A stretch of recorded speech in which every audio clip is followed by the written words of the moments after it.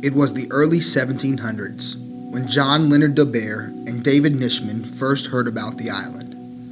They were at church on an ordinary Sunday morning, and the pastor was speaking about a place in the West Indies where there had never been any gospel witness. He told of a man who lived on the island who was an atheist slave owner with about 3,000 slaves, all of whom would live and die there without a chance to ever hear of Jesus. Deeply disturbed by what they heard, these two men in their early 20s made the decision to go to this place to reach these slaves with the gospel. Their plan?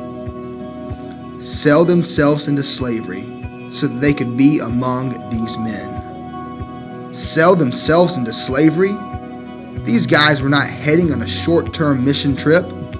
These men left to go and live and suffer as slaves, and they had no idea if they would ever come back.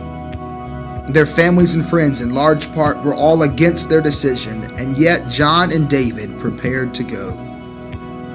And so the story goes.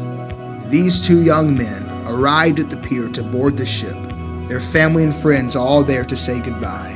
They were sure they would never see them again. The men boarded the ship and set out, and as the gap between the shore and the ship widened, the two men linked arms, and one of them raised his hand and shouted across the gap these final words: "May the Lamb that was slain receive the reward of his suffering." Just as these men, may we be willing to count the cost and pay the price and bury our hearts on the mission field.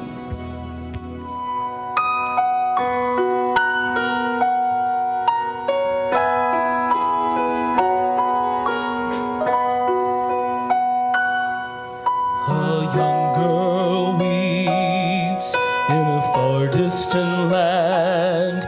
She has no one to show her God's love, no mother or father to wipe away her tears. She cries out in the night alone. Bury my heart on the mission field, Lord. I'll go to dry that young girl's tears. I'll serve you no matter where the path may lead. Lord, please bury my heart. A mother grieves for her starving child. She has no shelter from the cold. Earthly provisions will ease their suffering, but who will feed their empty souls? Bury my heart on the mission field, Lord. I'll give the gospel to the suffering ones. I'll go wherever you want me to go. Lord, please bury my heart.